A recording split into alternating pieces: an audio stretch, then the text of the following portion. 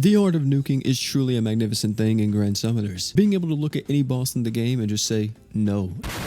It's one of the most fun ways to play Grand Summoners, and it's also one of the most effective and efficient ways in terms of time as well. Yeah, you can go farm that new event by just using a regular old sustain comp, but it would be so much faster if you would just go make a nuke team that clears an event in 5 seconds instead of having to clear the event every minute. Of course, getting into nuking though is a very daunting task because you have to have the units. But not only do you need the units, you also need to have the equips, and then you also need to have the knowledge in order to make optimized nuke teams. In today's video, I'm going to try to make it a little bit easier on y'all by having pretty much a nuking equipment guide, or as the video suggests, the best nuke equips. But here's the catch to this video. I am going to be showing you some of the better nuke equips and some of the recommended nuke equips, but I'm also going to be trying to tell you what makes them good and why you should be slotting these into your nuking teams, so when new equips come out, you can identify if they are a broken nuke equip or if they're a pretty solid nuke equip or whatever. So here we are at the party screen.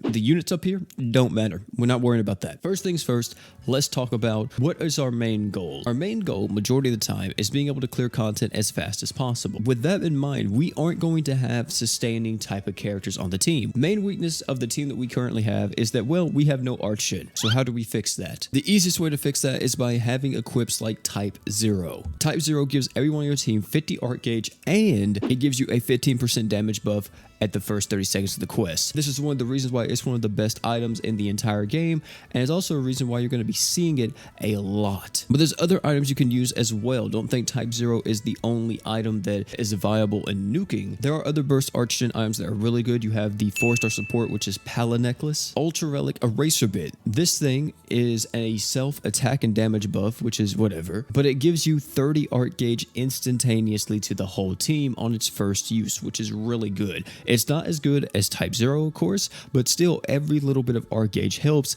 and I would highly recommend running this on pretty much any of your nuke teams because it just makes all of your nuke teams so much more consistent. Also, you don't want to have overtime art gauge. Like Malim's Close says that it gives you 5 art gauge over 10 seconds. You don't want equips like this most of the time because it just slows down the nuke, and every single nuker out there would much rather just have burst instantaneous archgen than overtime art gauge. So we established the fact that archgen is very important, and we need a lot of it to make sure that the team can function at full power. But not only do we need that, we also got to think, well, what else does a nuke team need? Well, we need damage. So for this video, we're going to be focusing on, instead of this team that I always use, you guys always see it, let's mix it up real quick and actually say this is the nuke team that we're working on. You see that we have a Toguro, a Draken, a Melty, and a Forte. Well, we need to establish what is the idea for this team. Well, the idea of this team is that Toguro is an extremely strong nuker. Also, ignore that 62 luck. I did kind of mess up whenever Yu Yu Hakusho was here. Okay, we buffed Toguro like crazy, which means our main damage source, if we actually look at Toguro, is physical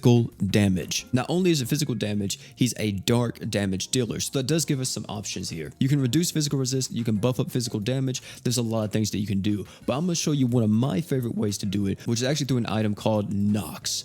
Nox, you get this from the Light Ruins, if I'm not mistaken, and this thing allows you to buff up everyone's damage on your team by 60%. This is one of the best equips in the entire game for nuking, and I highly recommend that whenever the Light Ruins are here, you guys try to get it. And let's say we also want to reduce physical resist, because we have a physical damage buff, but let's also have a physical resist down debuff on the team too. So what are we looking for here? Well, let's see if we can find any type of physical resist down stuff, and look at that, Luan's Wabi Sabi Jams. This thing right here, broken. 40% physical res down. If you're a god, you get 20% more, 60% physical res down, which is absolutely insane. But let's make this even crazier with the Wabi Sabi Jams. And how exactly are we going to do that? Well, I have to tell you guys about a specific rule when it comes to equips and any type of resist down debuffs, pretty much. As you saw earlier, we used Luan's Wabi Sabi Gems, which is down here. But if we actually look at another item, let's say Snippety Snips, Snippety Snips says you reduce the enemy's physical resist by 20% for 10 seconds.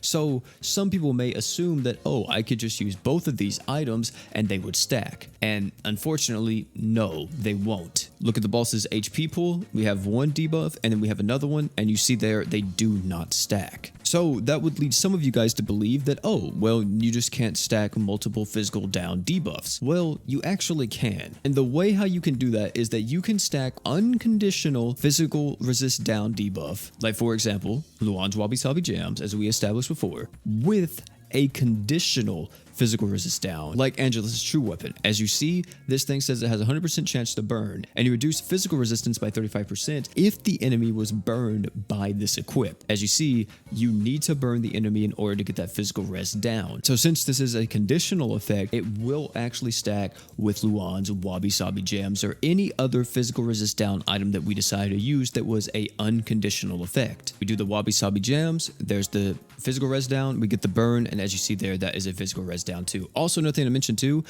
this does not factor in physical res down from arts. This only is a thing for equips. You can use stuff like Gem of Rags, which is a AoE 50% arts damage buff to the entire team. This stuff is really good. Here's the thing though, you need to know about any type of summoning gem. As you see down here, it says summon gem blessing. Summoning gems, you can only use one of them per team. You can have multiple in the team if you want, but only one of their effects will actually go off, and it will be the first one that you use. You can also go with more selfish damage buffs if you want to, like Scissors Blade Decap mode. As you see, it increases our damage by 80% and reduces the enemy's fire resist by 30%. And most of the time you're going to be going this type of route on mainly your nukers, since you want them to hit extremely hard and you want them to be having the most amount of damage buffs as possible. So going decap mode is really good. 80% damage up is almost 100% damage up. So hey, we're going to be using this on Toguro. And you could also decide to buff up attack, which is pretty good for someone like Toguro. But here is the thing about attack. If you are someone that wants to buff up attack, I would say do not go over 100% attack on pretty much any unit.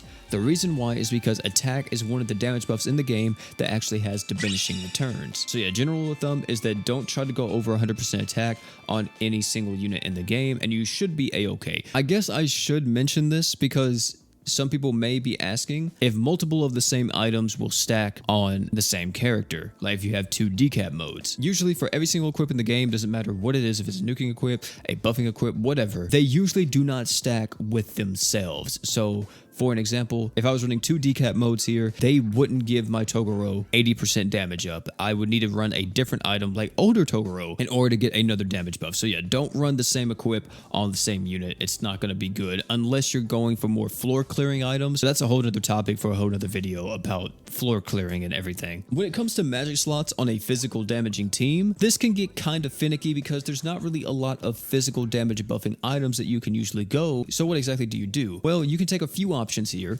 You could go with something like True Stratega, or if you have it, the Kurama's Whip. True Stratega is a 5-star magic, just like Kurama's Whip, and this thing increases damage to enemies by 30%. But what exactly does that mean? That means this is a multiplicative debuff, which means yes, you are looking at one of the equips in the game that are able to provide you with one of the strongest damage buffing, or I guess we'll be saying damage debuffs in the entire game. But here's the catch though, if you decide to use something like this, since this debuff is so potent, it will not stack with a unit's damage resist down, like Melty's. As you see here, Melty actually increases damage to enemies by 60%. Since Melty increases damage by 60%, Stratega does not stack with this true art. It won't work. And so far, there is only one way for you to stack increased damage on an enemy, and that is through Kurama Whip. The reason being is because Kurama Whip's second effect is a conditional effect. As you see here, this thing says it increases damage to enemies by 20%, but if you poison with this equip, you get an additional 20%. So that additional 20% will actually stack with Melty's increased damage taken by 60%. The only negative to that though is that Kurama Whip is extremely rare. This is only from the Yu Yu Hakusho collab, and to be honest, I would just say don't even worry about it. It's the only equip in the game that can do it, so don't even worry about trying to stack it. Just know that it is really good to at least have one of these equips or a unit on the team for your nukes that is able to inflict some type of increased damage to the enemy just because of how potent the debuff actually is. But since Melty's already on team, we don't really need True Stratega, so we could rock out with something else. We could actually go with, where's it at? Hold on. True Nemesis Crow. Since True Nemesis Crow is a dark resist down debuff, and the boy Toguro is a dark unit. He will be able to benefit from this a lot. And now we pretty much have the bare bones of our Nuke team really well thought out. We have a lot of stuff here with considering a lot of different things, and pretty much what's next is more so just fine tuning. We don't really have any way to bypass defenses. Nobody on this team gives 100% crit rate, unfortunately, and no one on this team is able to 100% ignore defense. We may want to consider an item like True EX Gate. There are other items in the game that you can use apart from just True EX Gate. They give you 100% crit rate. You could also use something like Letter Bag. As you see here, Letter Bag gives you 100% crit rate and damage as well. But Letter Bag is a weird equip because on regular auto for Grand Summoners, it actually does not work. Like if you have Letter Bag on the team and you put your team on auto and you're thinking it's going to pop all your equips instantaneously, it won't pop Letter Bag because the game's just dumb. So that's why a lot of people resort to using True EX Gate, because it is actually an auto-bull equip that is able to do it. So now we are able to bypass defenses, and the only thing left we really have is our 4-star slots. And when it comes to 4 stars, especially 4-star magic slots, these things are terrible. Like 4-star magic, you pretty much have nothing, like actually nothing. Main thing here is that, like, okay, just maybe throw in something that's actually going to benefit your team. Like one of the best things that we could throw in here is Nuke's Parasol. As you see here, it says reduces giant bosses dark resist by 20%. Since it says giant bosses, that means it actually will stack with the unconditional Nemesis Crow. But if you're rocking a team similar to this, then we're going to need one more 4-star magic, which means what are we going to rock out with? And I'm just going to be honest with y'all, literally pick whatever. And then for Toguro, we have a 4-star physical, and 4-star physical is a little bit more flexible when it comes to nuking. You can either go with more damage buff equips, as you see here with the dark armor. This gives you 20% damage if you're a human. You could also use something like Grief, even though it is an overtime archgen thing. It does buff up your attack by 30%. And there's countless other items that you can use. But what I'm actually going to use, since Toguro is a character that scales off of extra stats, we're going to be using the floating mattress here, which is a gotcha equip. And this is going to be able to give me 50% attack if it is on a demon. And as you see here, Toguro is actually a demon. Look at that. That is the entire equip setup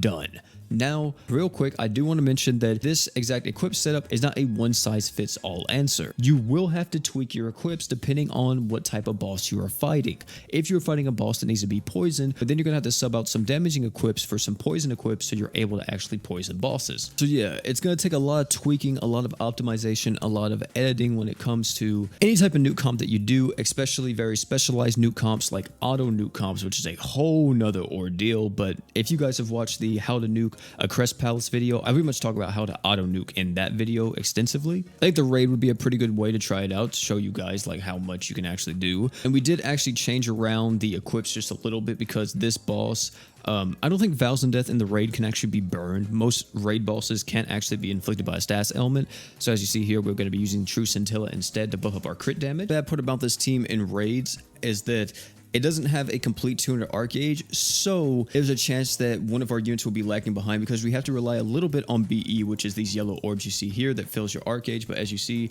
we actually got a perfect BE like distribution right there, and we're gonna get some crazy damage here. Watch Toguro just one-shot this thing. There you go. It's gone. You know what I mean? It's gone. It's over. If you want to, we can also go try that exact same team comp down here in the training fight, but except we're actually going to get rid of True Scintilla and let's actually run the other equip, the True Drago, so we're able to give the huge amounts of physical res down and see if we're able to one-shot this boss too. This Vows and Death actually has a hefty amount of HP as well, and as you'll see, we might be able to actually one-shot him without needing like any other outside help. Usually you need to break this guy sometimes, but Toguro might be able to do it without it. Let's see. Yep, and look at that. Ooh, you see that 7.9, baby? Look at that. Sheesh. So yeah, without even factoring in the units, you can already see that equips matter a lot when it comes to nuking. Of course, once you start factoring in units, that's a whole different ball game, and it's not really as complicated as equips in my opinion, since units you're mainly focusing on, you know, a nuker,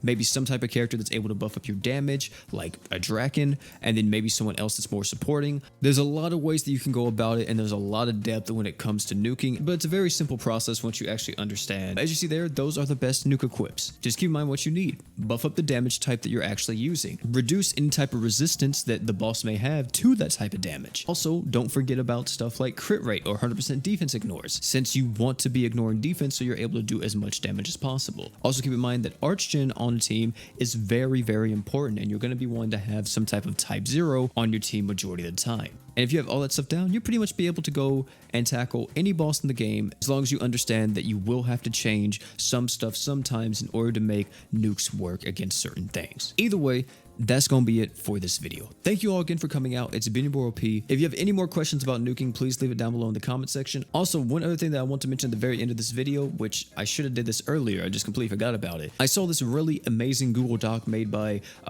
one of the community members. I'll put his name up on screen. And this actually goes really in depth with like any kind of nuking, and pretty much any other questions you may have may be answered in this Google Doc. This tells you everything from like top tier nukers to top tier nuking supports to what equips stack with what, and it just pretty much does a lot of the work for you. But hey, thank you all again for coming out. It's been your boy P. Don't forget to like, comment, subscribe for more, and last but not least, you guys already know, don't forget to drink water.